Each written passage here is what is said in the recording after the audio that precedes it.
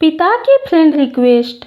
घनश्याम अपनी नौकरी से रिटायर हो गए थे और कुछ सालों पहले उनकी पत्नी का बीमारी के कारण निधन हो गया था। घर में वो और उनका बेटा हरीश रहता था। हरीश एक अच्छी कंपनी में जॉब करता था।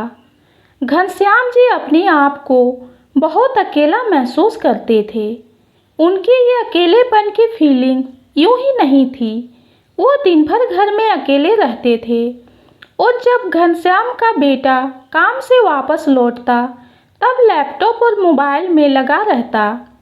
घनश्याम जी उससे बात करने के लिए, अपना मन हल्का करने के लिए तरस जाते। ऐसा काफ़ी लंबे समय तक चलता रहा। एक दिन घनश्याम जी ने सोचा कि अब उन्हें ही कुछ करना पड़ेगा।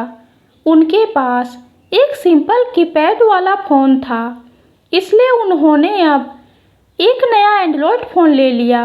इस फ़ोन में उन्हें अब सोशल मीडिया का यूज कैसे करना है वह सीखना शुरू कर दिया।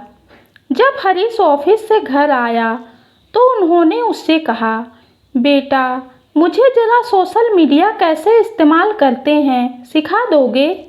हरीश उस दिन थोड़ा चिढ़ा हुआ नज़र आ रहा था।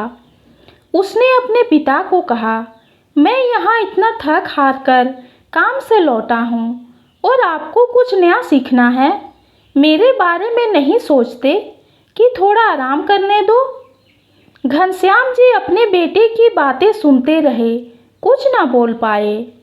उन्हें अंदर से बहुत बुरा लग रहा था, लेकिन वो अपने आंसू रोके हुए थे। अगले दिन सुबह में घनश्याम जी अपने बेटे के लिए उसके मनपसंद नाश्ता बनाया।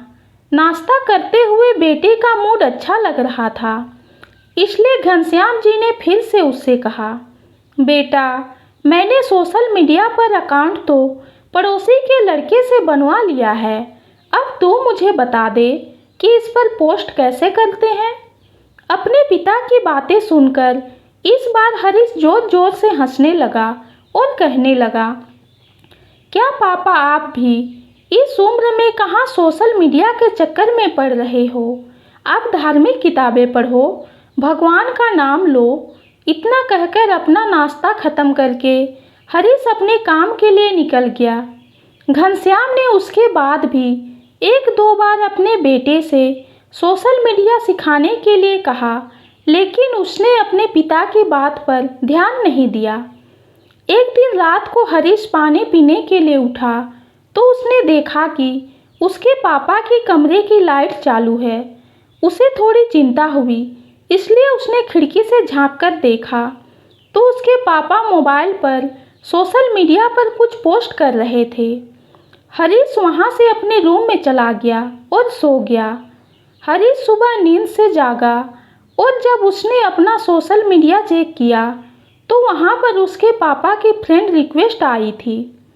फ्रेंड रिक्वेस्ट एक्सेप्ट करने के बाद जब हरीश ने अपने पापा का अकाउंट चेक किया तो उसमें सबसे पहली पोस्ट जो थी उसमें उसी के बचपन की फ़ोटो डाली हुई थी और लिखा था, हैप्पी बर्थडे बेटा।